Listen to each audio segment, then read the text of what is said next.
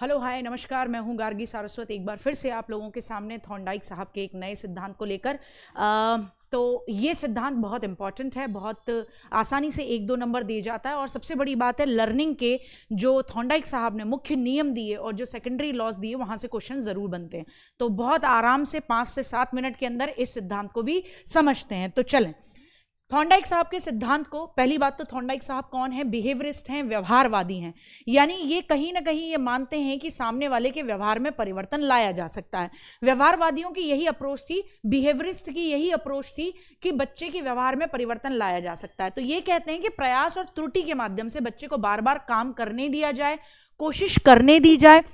बच्चा जितनी बार ट्राई करेगा, एरर होने दीजिए, अच्छी बात है। यहीं से बात निकल के आती है कि बच्चा जो त्रुटियां करता है, गलतियां करता है, वो सही है या गलत है? बहुत सही है, क्योंकि गलती से बच्चे को अपनी कमियां पता लगती हैं और जब एक बार बच्चे को अपनी कमियां पता लग जाती हैं तो वो उनमें सुधार कर लेता है। तो इस सिद्धांत को प्रयास और त्रुटि का सिद्धांत या उद्दीपक अनुक्रिया का सिद्धांत भी कहा जाता है। उद्दीपक अनुक्रिया का मतलब है कोई ना कोई उद्दीपक होगा। उद्दीपक यानी स्टिमुलस, जो बच्चे को या किसी को भी, इंसान को उत्तेजित करेगा, जिसके बदले, जिसकी वजह से इंसान क्या करता है? कोई ना कोई अनुक्रिया करता है, कोई ना कोई रेस्पॉन्स करता है। तो इसे स्टिमुलस रेस्पॉन्स थ्योरी या उद्दीपक अनुक्रिया का सिद्धांत भी कहा जाता है। थॉर्नडाइक साहब ने प्रयोग किया, एक भूखी बिल्ली को रखा पिंजरे में, बाहर रखी मछली, वाह, फिश फ्राई। अब इस मछली की खुशबू जैसे ही इस बिल्ली की नाक में गई, भाई ये उत्तेजित हो गई। तो ये मछली क्या है? ये भुनी हुई मछली इसके लिए एक उद्दीपक है, उत्तेजक है, स्टिमुलस है। अब क्या होगा? अब बिल्ली भैया कूदेगी, बाहर निकलूं, कैसे निकलूं? तो बिल्ली ने दुनिया भर की जगह पर पूरे पिंजरे में फट फट फट फट हाथ मारे। गलती से एक बार क्या हुआ कि बिल्ली का हाथ जो था, पंजा जो था, वो कहां लग गया? खटके पे लग गया। दरवाजा खुला, बिल्ली बाहर निकली। बिल्ली ने बढ़िया तरीके से एकदम क्या खाया?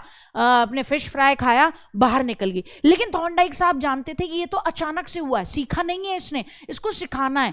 तो उन्होंने फिर से बिल्ली को भूखा रखा, आप वापस अंदर रख दिया। धीरे धीरे ऐसा समय आया 10, 20, 25 टाइम के बाद में कि बिल्ली समझ गई कि एक पर्टिकुलर जगह पे हाथ मारने पे ही दरवाजा खुलता है। फिर बिल्ली ने यहां वहां पंजे नहीं मारा, सही जगह पे पंजा मारा, दरवाजा खोला, चली गई। यानी बिल्ली अब सीख गई है। तो क्या कहते हैं थॉर्नडाइक साहब? तब तक बच्चे को प्रयास करने दो, प्रयत्न करने दो, ट्राई करने दो, गलतियां हो रही हैं होने दो, जब तक कि बच्चा लास्ट में जाके सीख के सही रेस्पॉन्स देना न सीखे, सही अनुक्रिया न करना सीखे। थॉर्नडाइक साहब ने सीखने के 3 मुख्य नियम बताए। 3 मुख्य नियम कौन से थे? 3 प्रिंसिपल्स कौन से हैं? पहला है तत्परता का नियम, principle of readiness. Principle of readiness का मतलब बच्चा अगर सीखने के लिए रेडी होगा, मस्त सीखेगा। अगर बच्चा सीखने के लिए रेडी नहीं है तो दरवाजा बंद करके क्लासरूम में बैठा के आप उसे सिखा नहीं सकते हो। मन है उसका टिकटॉक रील बनाने में, आप नहीं सिखा सकते हो। तो बच्चे को रेडी करो, उत्तेजना प्रेरित करो, तत्पर बनाओ उसको कि वो सीखने में कहे आज कुछ नया है।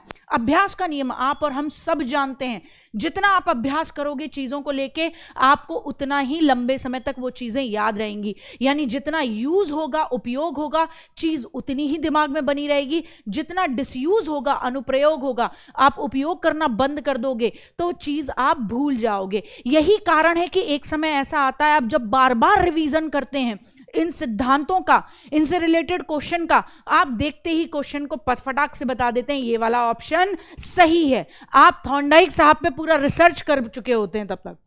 नेक्स्ट है परिणाम या प्रभाव का नियम, जिसे प्रिंसिपल ऑफ इफेक्ट कहा जाता है।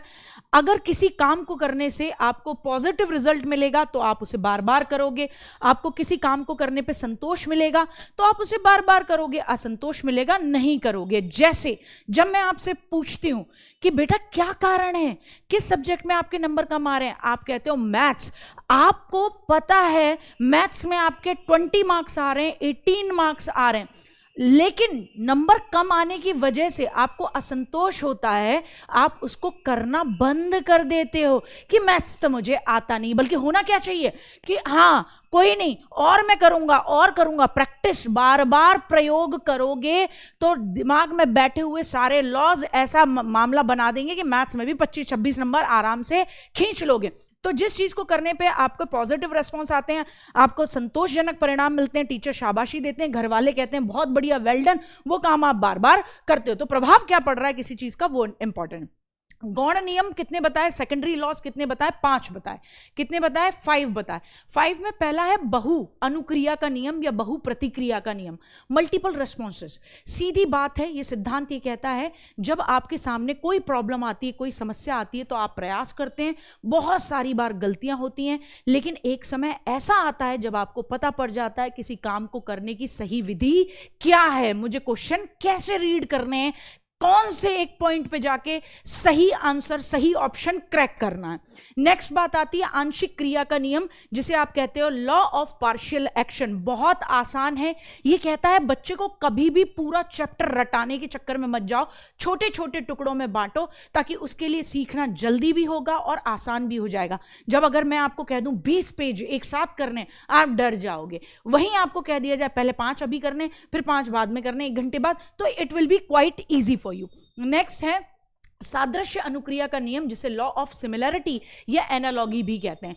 सेम तरीके की अनुक्रिया, अगर प्राणी किसी नवीन परिस्थिति, आप किसी नई सिचुएशन या परिस्थिति में हो, लेकिन उससे मिलती जुलती परिस्थिति में आप पहले कभी रह चुके हो या इस तरीके की समस्या आपने पहले सॉल्व की है, तो फिर आप अपने पहले के किनको अनुभवों को, एक्सपीरियंसेस को यूज करते हो कि अच्छा ऐसा ही मैंने तब किया था, सादृश्य, बिल्कुल ऐसी ही सिचुएशन तब बनी थी और तब मैंने ये चीज की थी, तो मुझे इस परिस्थिति में भी यही चीज करनी चाहिए। मनोवृत्ति अभिवृत्ति का नियम सिंपली कहता है लॉ ऑफ डिस्पोजिशन, कि अगर बच्चे का मूड अच्छा है तो जल्दी सीखेगा, अगर मूड ठीक नहीं है, माइंड सेट ठीक नहीं है, आज बच्चे का घर से लड़के आया है, तो क्लास में सिर्फ बैठेगा, सीखेगा नहीं। साहचर्यात्मक स्थानांतरण का नियम यह कहता है कि बच्चा जो है सीखे हुए ज्ञान को अन्य जगह भी उसी तरीके से प्रयोग में लेकर आता है, बच्चा एसोसिएशन कर लेता है, पहले के नॉलेज में अब की चीज को जोड़ लेता है, फिर ट्रांसफर कर लेता है जो पहले सीखा था, उस अनुभव को, उस ज्ञान को नई सिचुएशन में ट्रांसफर कर लेता है। यह है साहचर्यात्मक स्थानांतरण का नियम, कि आसानी से, और इसे ऐसे भी समझ सकते हैं कि जब आप एसोसिएशन कर लेते हो लर्निंग का, यानी जब आप प्रैक्टिकल एग्जाम्पल्स देते हो बच्चे को, तो उसके लिए वो चीजें लॉन्ग लास्टिंग हो जाती हैं, क्योंकि आपने क्या कर दिया, एसोसिएशन बना दिया, साहचर्य बना दिया, आपने जो टॉपिक पढ़ाया उसे प्रैक्टिकल बेसिस पे समझा दिया, उसके निजी जीवन से जोड़ दिया। तो मिलते हैं, यहीं खत्म होता है आपके थॉर्नडाइक साहब का सिद्धांत। यहां से क्वेश्चन जरूर बनता है, आगे करेंगे स्किनर साहब और पावलर साहब के सिद्धांत। Till the time, bye bye, love you, take care, अपनी तैयारी अच्छे से करते रहें।